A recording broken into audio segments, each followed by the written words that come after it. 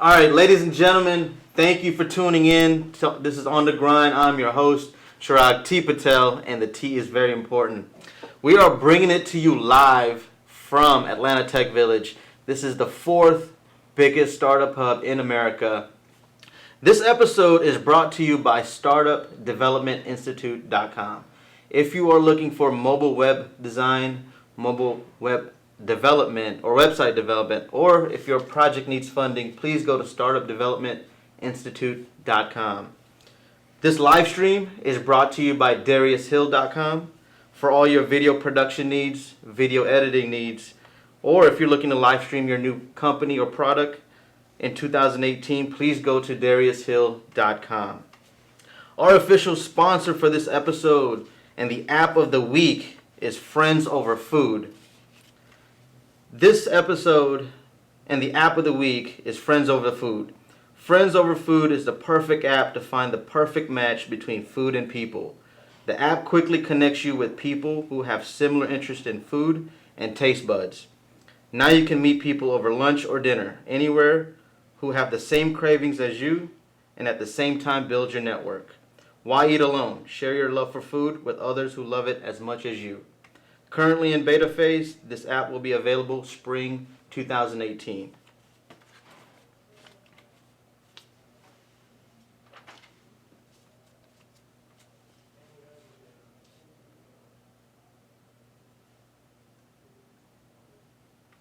All right, today we have the former senator of Georgia. He was not only a politician, but started his career out as an entrepreneur.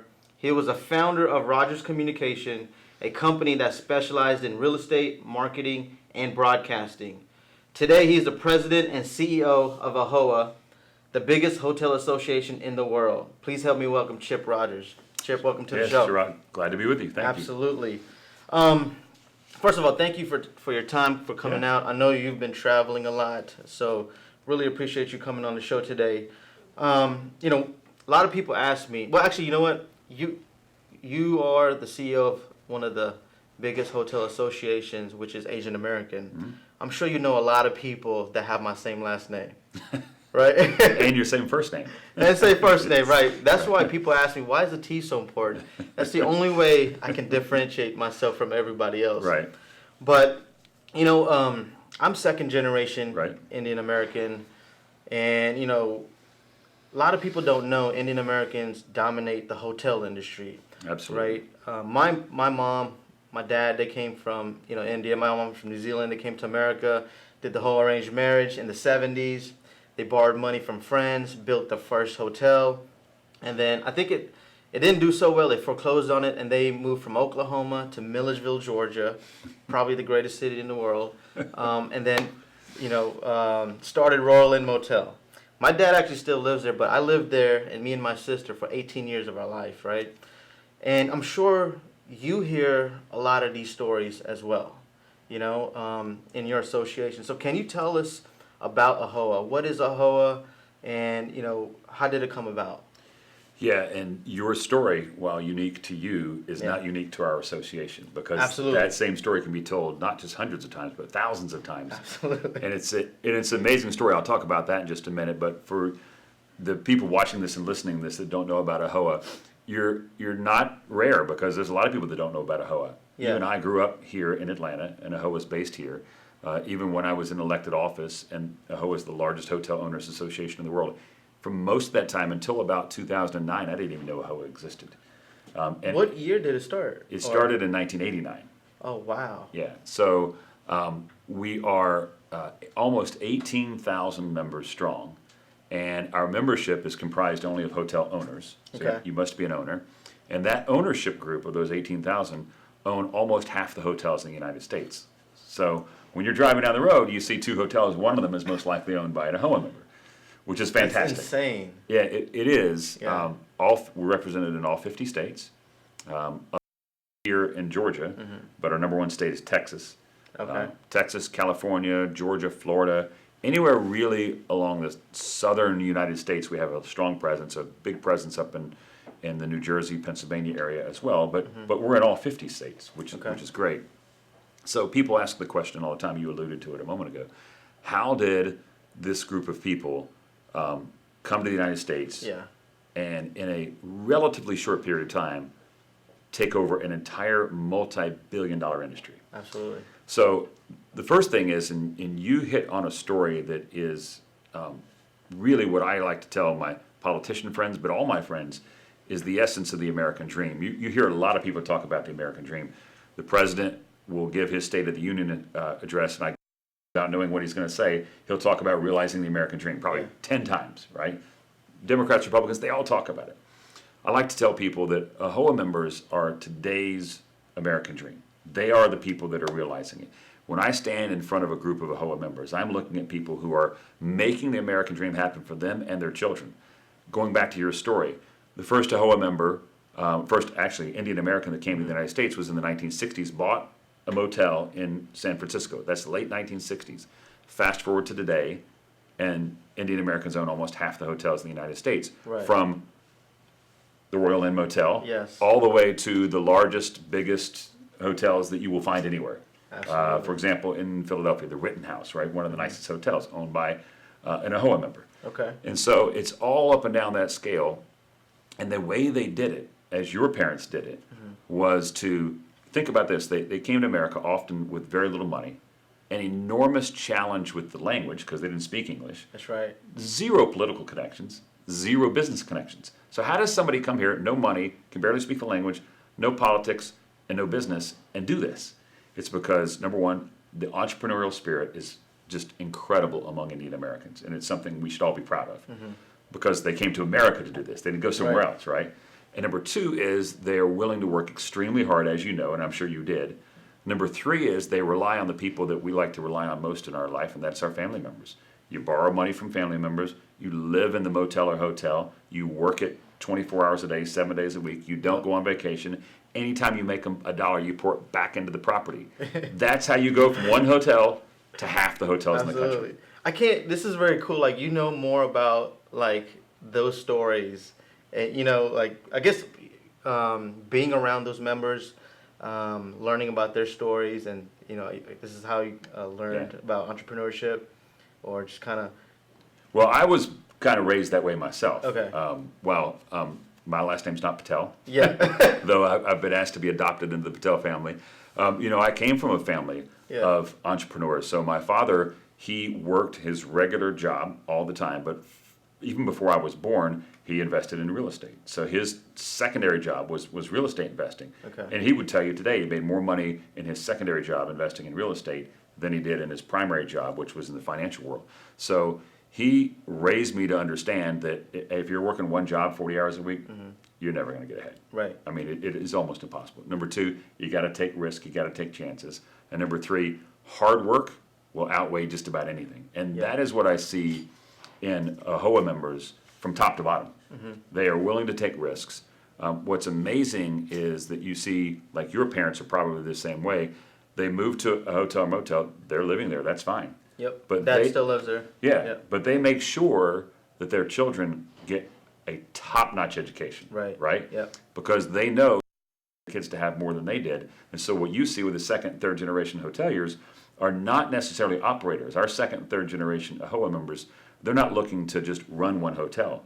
No, they want to buy 2, 3, 4, get a management company. And they're really in the development world more than they are in the operations Absolutely. world.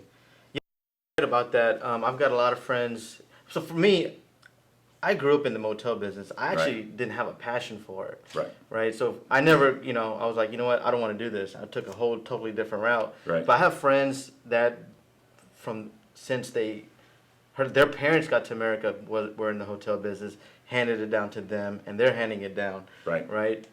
So like the legacy continues. What is the benefit of being in AAHOA? So and is AAHOA for any type of hotel owner? Like, can somebody who owns just an independent motel be in AAHOA, or do you have to have a certain tier? That's a very good question. The two things that most people don't realize about AAHOA is that any AAHOA or any hotel owner, or anybody that's working towards becoming a hotel owner can actually join. Okay. And number two, you actually don't have to be Asian American. We have now. if you look at our membership, Yeah. it is overwhelmingly 99% Indian American. Yeah, But we have non-Indian Americans Okay. who are members, and we're getting more every day because what we do is geared towards the hotel owner, right? In fact, everything we do is geared towards the hotel owner, from advocacy to education to products and services to events. We welcome all hotel owners because, for example, if we work on something that benefits one hotel owner, it actually benefits all hotel owners. Okay. So we encourage people, look, if you're an owner, come Yeah. join us. We Right. want strength, we want diversity, whether you own a single motel, exterior corridor, or whether you own a portfolio of 50 hotels. We have a number of members who own 50 hotels. You're all welcome, and we believe we have something for you. Okay. Since you started as what year did you start as CEO, or how long you been in AAHOA? Well, I started working as a consultant with AAHOA way back in 2010. Okay. And then I came on full time and in 2013, and then in 2015 I became president. Okay. So in the last couple of years, what challenges have you had to face, and how'd you overcome them? And I guess you being CEO and leading AAHOA, this association, you're also the voice for everybody, right? Voice to the outside world, yeah. Okay. Yes. So what kind of challenges over the last couple of years were things you had to overcome in the hotel industry, I guess? What's interesting, we have a unique challenge that is great for us, but a challenge nonetheless, and that is hyper growth. We have had amazing growth over the last few years. Last year, we added another 1,200 to 1,500 new members. We have taken our lifetime membership and in the last 3 years and doubled it. Okay. So we have a lot of people that are becoming very attracted to what we're doing, and so that growth presents some pretty big challenges. One of the things we do each year is we host a large convention, and at that convention, it is the largest trade show in the hospitality industry in the United States. So we used to have 2,000-3,000 come to our convention, and then in a couple years ago we had 5,000 come to our convention, and then this last year it was almost 7,000. And we're planning conventions because we need a lot of space 4 years in advance. So this year our convention is going to be in Washington, D.C. Yep. And we're completely sold out 3 or 4 months in advance. I have people looking for hotel rooms because they don't exist. The tickets are gone. Gone. Right. And so we are... What's capacity, or how many tickets? Well, the main thing we do is the trade show. And Okay. so at the trade show we have almost 600 booths, and all of them sold out about a month ago. Gotcha. And so if you just want to come and walk around and enjoy it and you don't need a hotel, Right. we still got room for you. Okay. But that's just an example of some of the challenges we face because of our rapid growth. We've been able to add lots of new items for members, particularly in the field of education, that 2-3 years ago we never did. So anytime you're starting a new project, there's always going to be challenges with it. You don't know if it's going to work or not work. So that's one of the biggest things, is that with all this new membership, there's an expectation of what we're going to offer. And as we begin to offer new things, starting a new program is never easy. Right. And at some point you got to realize, is it working? Is it not working? Do we need to make changes? And we're just kind of in that hyper growth phase right now doing that. Okay. One question actually, you know what? I was talking to a friend, and I told him, hey, I'm gonna interview Chip Rogers, CEO of AAHOA, and he's a AAHOA member.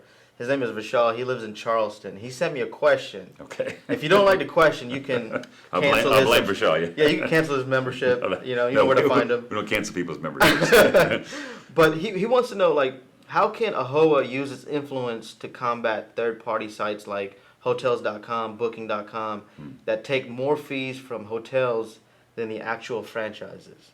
That is a fantastic question. If you went back, say, 15 years ago and asked hoteliers, are they worried about this company called Expedia?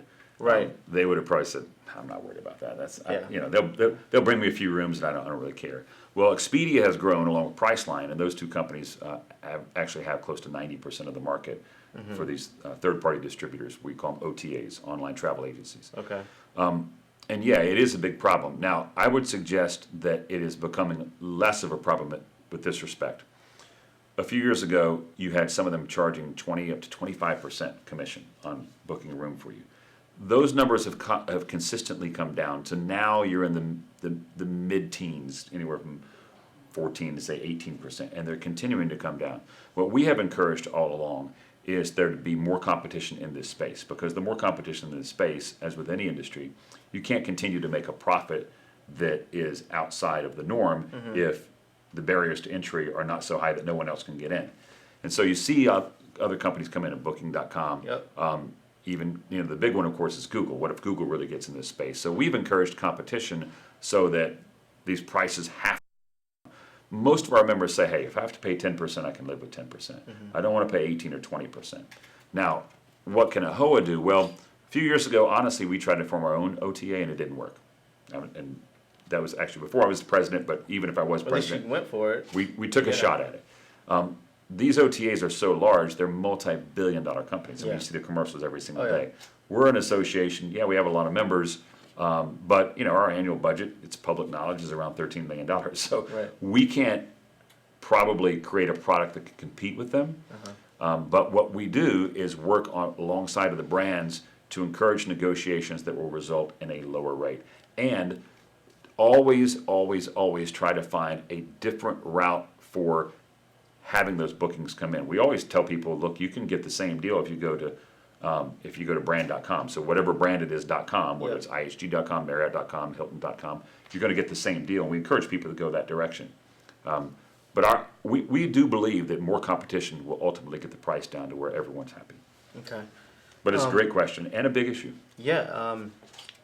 What's the plan for this year, 2018? What do you want to do with AAHOA? Anything on the horizon? We're continuing to expand our education offerings. A couple of years ago, or actually last year, we started these 1-day and 2-day intense educational seminars on topics that we knew our members wanted, but we had not offered them before. So I'm going to give you an example. The first one we did was how to form a management company. Okay. As I mentioned, we have a lot of second-generation hoteliers. They're not satisfied with one hotel. They want 3, 4, 5. Well, at some point, you have to have a management company to handle that. And so we did a full, in-depth 2-day education seminar. We actually charged our members to come, and we brought in all the experts, and over 2 days, they learned how to go from point A to point Z on how to build that management company. We were really worried. We're like, are people going to do it? Are they willing to, because we had it in Dallas, are they willing to travel? Will they actually pay for this? It was over a weekend or like? It was like, 2 days. I think it was a Monday and Tuesday. Okay. And it blew our mind that we started off with 100 slots. Those 100 slots filled up in, I think, 2 days, 3 days. Wow. It was almost instant. Yeah. And we've done a few more since then, and they've all sold out. So this year, instead of doing 1 or 2, we're actually doing 8 of those type in-depth seminars. So we're really trying to expand that. We've become very, very active in advocacy. The good news is one of the big issues we were working on, tax reform passed, which is very beneficial to our members. So that's kind of off the table, but it was a major success for us. But we still work every single day in Washington, D.C. and state capitals around the country, making sure that our owners' interests are protected. Okay. Let's talk about entrepreneurship in general. So you grew up as an entrepreneur, I would assume, right? You started your own business, Rogers Communication, which you ran for 20 years. Can you tell us a little bit about that? Like, what was the company about? What kind of service did you offer? And how'd you start it? I think I learned early on that I did better working for myself than somebody else. Yeah. And so I was in the broadcasting business for a while, and I said, there's some things that I can do on my own. And so I did a lot of different things. I guess during that phase of my life, I was like a serial entrepreneur. So I created a magazine and did that for many years. I worked as a radio and TV personality on contract work. Okay. Then I bought a radio station, and I ran the radio station for a long time. Were you the host? I did a show, yeah. Okay. But not all the shows, but I did a show.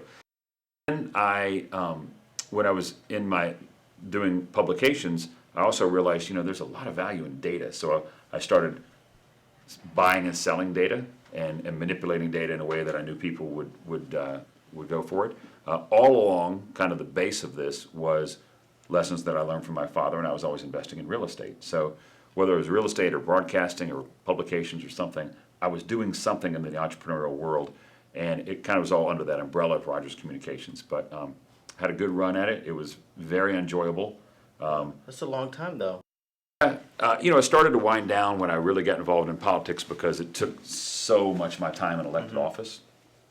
And then once I got out of that, I found this organization, AAHOA, that was filled with thousands and thousands of entrepreneurs, and it was kind of a natural fit to work with them. Where are you from? Where did you grow up? I grew up in Atlanta, Georgia. So you're local ATLian. ATLian, yeah. Well, since the age of 3. Okay. And I grew up here, went to, of course, high school here, and then went to undergraduate at Georgia Tech, and then graduate school at Georgia State. So I'm an Atlanta boy all the way. What did your parents do? So my father, my mother is a school teacher, or was a school teacher. She's retired. And my father was always in the finance business. He worked for the city of Marietta, and then he was the CFO for a very large school district here in Atlanta. Nice. So while you were building your company, right, even in 5-10 years into it, right, it takes work. It takes a lot of work, right? Especially if you're trying to be an entrepreneur, you want to scale the business, and you want to be profitable. Right. It's not a 9-to-5 type of role. Sometimes it does take weekends. But so I want to talk about your grind during this time when you had the business. What was your daily schedule like? You know, and were there any dark times like you just felt, you know what, this is not going to work, or maybe I should just go get a 9-to-5? I mean, I think every entrepreneur hits that at some point. Yeah. But I would say it was rare, and you got to fight through that, because you got to think back to, well, what was it like before I started this, right? And you left something to do this, right? And so you It don't, was a cubicle life. right? You don't want to go back to that. Yeah. But one thing I would say, and you probably know this, is that when you're starting a business, your expectation is a completely different world from the 9-to-5 world. You must expect that you're going to work every single day. I remember when I got married, and I had already been in business for myself for a number of years, and I got married when I was 30 years old. And so the years leading up to that, and then the first few years of our marriage, I literally worked every single day. When I say every single day, that means, I think my wife said that other than our honeymoon, there was not a single day I didn't go to my office for about 5 years. And when I say single 7 days a week, that means Christmas, right, New Year's, Easter, all these days I was in the office, like for about 5 years. Now that was a little extreme, but you were passionate about it. That kept you going. It was, not only was I passionate about it, the things that I had laid on my table were things that other people couldn't do. Now, a good lesson is that as soon as you can start taking things off your table, else, that's probably a good way to go. But yeah, it was passionate, it was necessary, and it's the drive you're going to have to make it work. So I don't want to scare anybody off to say, hey, you're going to have to take 5 years and not take a single day off. But if you believe that 40 hours is going to cut it, then you're setting yourself up for failure. Yeah, forget about it. Yeah. What keeps you motivated, inspired, you know, maybe when you were an entrepreneur, or even today, to keep going and pursuing your dreams and just, you know, doing things you love? One is, it's actually getting to work around other entrepreneurs. You know this because you get, just in this show alone, you get to see people in this building alone. You get to see people in the drive, and that type of drive, that drives other people. Like if I see somebody who's fully committed to something, I want to help them. I want to be part of that. And I think about that with respect to AAHOA. I have thousands of people that are like that I get to meet with every day. I know that if I call any of my members at 10 o'clock at night, there's a very good chance they're in their hotel working. Right? If I call them the next morning at 6 a.m., they're in the hotel working. And that type of drive, it makes a difference. Like I said, you want to be a part of it. So that drives me. And then in my personal life, I have kids, and I do a ton of stuff with my kids. I do a lot of basketball coaching. And so I like working with young people. I pretty much coach half to 2/3 of the year. So I like working with kids. And while there's zero money in that, that's not what you're looking for. You're looking for helping shape young people's lives and pointing them in the right direction. You get a lot of satisfaction out of that. Absolutely. How'd you get into politics? Or what year? Or did you always have a love for politics?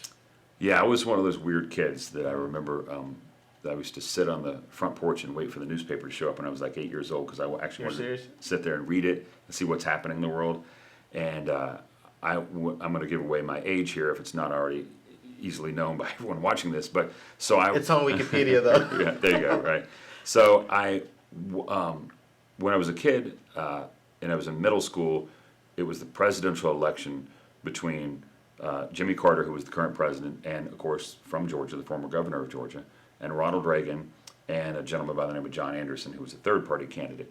And in my school, I got chosen to be Ronald Reagan, and so I had to get up and give a speech in front of a video camera. Back then, we had VHS tapes. Yeah.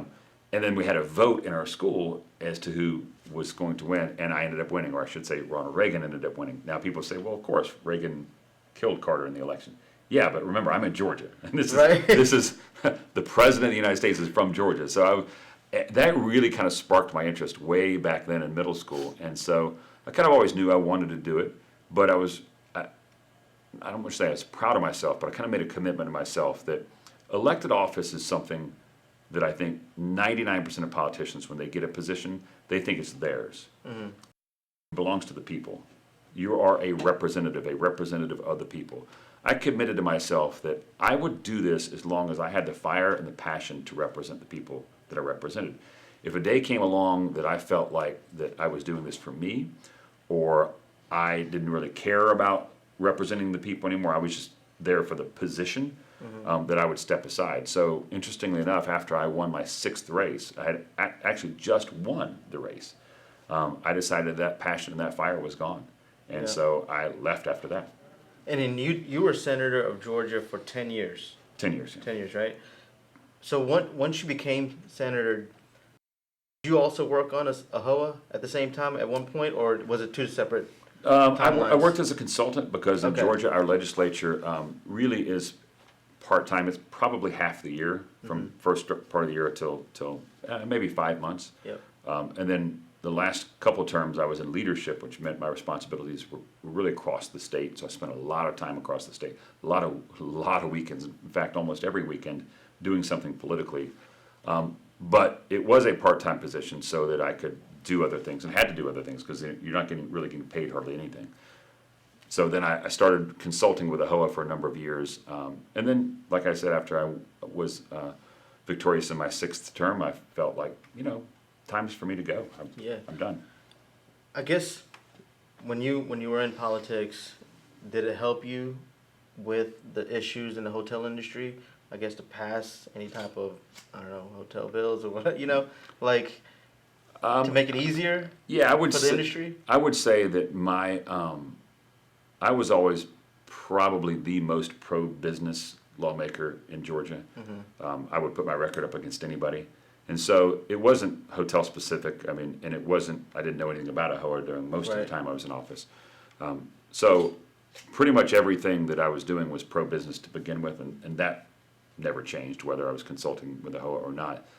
So I think that the businesses in the state would have benefited from my voting record. And the positions that I took and the issues from day one to the last day. Because I'm just a firm believer that, there is a role for government, but every time government expands, freedom contracts, right? So the larger government is and has a more involvement in your life and dictates what you do and what you can't do, your personal freedom has contracted to a certain degree. And I was a firm believer that America was built when people have freedom, the freedom to educate them, or be educated and educate themselves, the freedom to invest, the freedom to work hard, the freedom to fail. You're not always going to have success, as you know, particularly as an entrepreneur. And that was what has made our country so great. So that was my philosophy going in, and certainly my philosophy coming out, and my philosophy still today. It just happened to be today, we have the State of the Union address, right, by Trump. Anything you're looking for him to touch on, or any topics? My hope is that, number one, that they can get a deal on infrastructure. And I feel like that both parties are guilty of putting the next election ahead of today's possibilities. And so my hope is that the Democrats don't look at whatever he proposes with infrastructure and say, well, if that's a Trump proposal, I can't support it. Right. Forget his name. Let's look, is it good or bad? Because we see in our industry, and most industries can see, what an incredible return on investment infrastructure is. If you got more and better roads, if you have secure bridges, if you have better airports, if you have a better train system, all these things help the economy. If trucks can get through Atlanta and not sit around 285 for hours, that lowers the cost of the products that they're carrying, right? And, I see our airports because I get the opportunity to travel internationally. And the president is right. He talked about this in the campaign. I mean, you look at LaGuardia and JFK and say LAX, where people from around the world are coming into our country. Those airports, frankly, are kind of embarrassing. Yeah. And I've been to LaGuardia. It wasn't yeah, nothing major there. Yeah. No, and we need an infrastructure plan that will be the catalyst for the next generation of growth of American businesses. So we certainly need that, and I'm hoping to hear a lot about that in tonight's speech. I think there's no question that the tax plan was the right thing to do. We're certainly seeing the benefits of that, and perhaps we could go even further. But the one area that I think that the administration has done extremely well and that hasn't been spoken about is the deregulation. Mm-hmm. I know the president came in talking about getting rid of 2 regulations for every new one, and the actual ratio so far after his first year is he's gotten rid of 22 regulations for each new one. And I would argue that most people have seen they haven't seen any, like, people aren't dying because these regulations aren't there anymore. And what I like to remind people is that if you go to the most heavily regulated cities and states and countries in the world, that is where you're going to find the most pollution, the most despair, the most lack of opportunity. That I'm going to use an example, and I know that maybe they're not one of your sponsors, but we'll try to get them there. Yeah. When people say, "Hey, why do so many people buy food at Chick-fil-A?" The common answer is they have great service and the restaurant's always clean, right? Yeah. So you create a clean environment. It's in your best interest financially, monetarily. It's good for businesses to do what's right. Mm-hmm. And I know there's a lot of people that just don't trust that, but it has worked time and time and time again. And then when businesses become hyper successful, you look at what they do in the community and the money that they invest back. So a Google or an Amazon or whomever, the money they're putting back to their communities, it really actually works. So we can continue to have deregulation, allow free markets to work, things will continue to get better, and that's what I'm hoping that he continues to push for. Nice. Hopefully it'll be a good speech tonight. Just to getting to know you a little bit, who are 3 people that inspire you? On just the personal side, my father, because I learned most of the things about, number 1, we talked about being an entrepreneur, being investing, but really number 2, how to be just a good guy. At least I hope that's what I am. I just marveled at the number of people, particularly when I got into politics, who would come up to me and say, "Hey, I know your dad. He is the greatest guy." And I'm thinking, isn't that really the reputation you want? Like, I don't know your dad. He's the most talented guy. Right. I don't know your dad. He's the wealthiest guy. I don't know your dad. He's the best at this. But hey, I know your dad. He's a really good guy. Yeah. Right. And I began to learn over time. Really, that's kind of what you want to be known for. And so, certainly, my father. The second person, from a political standpoint, that I probably at a young age and still to this day formed a lot of my political thought would have been President Reagan, because I kind of looked at his optimistic view of what America should be and what America could be. Mm-hmm. And I think that, his time as President of the United States, things really did well, but people were also proud of their country, and they looked and they said, "Look, this truly is the land of opportunity." So those are really the 2 that I put at the upper echelon. I don't think that there's a third, other than maybe some coaches that I had or teachers that I had. Did you play sports? Football, basketball? I did play sports, yeah. And so those people always impacted your life in a certain way, and that's one of the reasons why I got into it, is because I knew I wanted to have that same type of impact. You being in the hotel industry, do you have a favorite hotel chain, favorite hotel?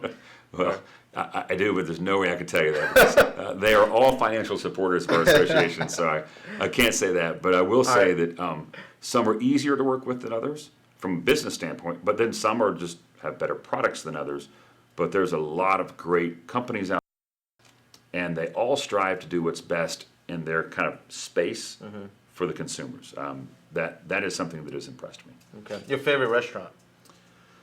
Oh, so I'm going to give you one of my, there's so many, because I love a lot of restaurants. Here in Atlanta, there is a restaurant. It's not even in Atlanta. You actually have to go outside of Atlanta up to the northwest in the little town of Ackworth. Okay. And there's a Cajun place there called Henry's. And for those who live in and around Ackworth, they know all about it. Yeah. It's a seafood place. They have a lot of seafood there, and it is phenomenal, and they are packed at all times. And Henry is a character and a great guy. So that would be there. But honestly, if I went to just about any major city in the U.S., I could tell you kind of my favorite restaurant in each one. You should start a blog on that. If I had time.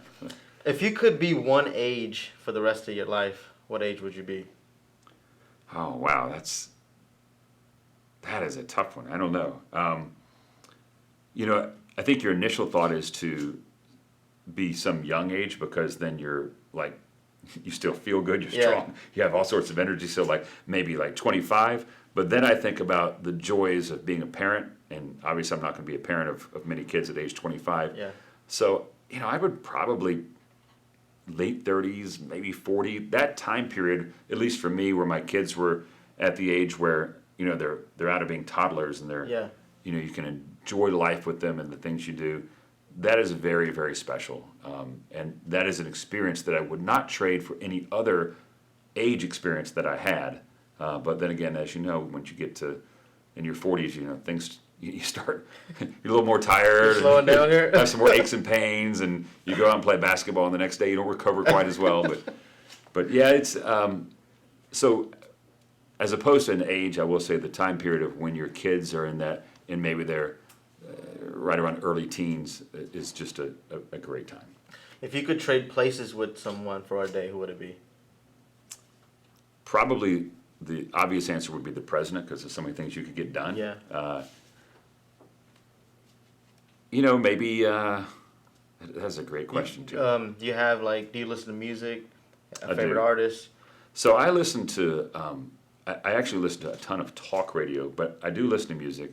I like blues music. Okay. And there's he's actually still a fairly young man, even though he's been around for 20-something years now, a gentleman by the name of Johnny Lang, who is a blues guitarist from the Dakotas, and he was kind of discovered when he was in his, I think about 13 years old, as this incredible kind of blues guitarist prodigy, and he's one of my favorite. I'll have to look him up. Yeah, Johnny Lang.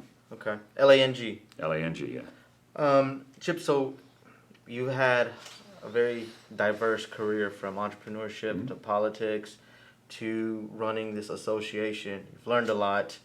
What is your greatest piece of advice you can give to aspiring entrepreneurs out there? Look, if you don't enjoy what you're doing, no matter what it is, you will never have the drive to succeed as an entrepreneur the way you should. If money is the only motivating factor, you're never going to be happy. And at some point, later in life, you're not going to look back and say, hey, did I have enough money? You're going to say back, did I spend enough time with my loved ones? Did I enjoy what I was doing? So I know it's kind of a cliche, but it is absolutely true. You've got to enjoy what it is you're doing. Now, that doesn't necessarily mean that you have to pick the exact right job or pick the exact right industry, but you need to enjoy what you're doing, the people that you surround yourself with, and gain some satisfaction about what you're accomplishing. Because without that, the money is really not going to matter. You can be making all the money in the world, and if you're spending 10 to 12 hours a day, 6 days a week, doing something you don't like, what is that worth to you? You're going to be miserable. Yeah. Dread waking up. Yeah. You might drive a nice car to work, and you might go to a nice restaurant on the way home, but in between, life is not going to be so great. But the fine line is you have to find something you enjoy, but make enough so you can survive. Because you can have a hobby and not make a dime, but you got bills to pay, right? Yeah, and that's a great point. It's very difficult to turn a hobby into a career. That's why I'm saying it doesn't have to be the exact industry. Like if somebody asked me and I say, yeah, I would love to be a professional golfer. Well, guess what? I'm not good enough to be a professional golfer. Yeah. I was going to be a basketball player, but that didn't work out. I didn't get past 5'5". So, last question. Right. What type of legacy do you want to leave behind, and how do you want people to remember you as? Yeah, so that's a question I think over time it probably changes for most people. I would say that if you go back 15, 20 years ago in my life and in my career, you would want to make an impact where people knew what it is that you did or what it is that you accomplished, that you would want to be known for something. I remember when I was in the legislature, a lot of people would have roads named after them, and I'm like, I don't ever want a road named after. Please don't. I don't want my name to be associated with something just because it's my name, right?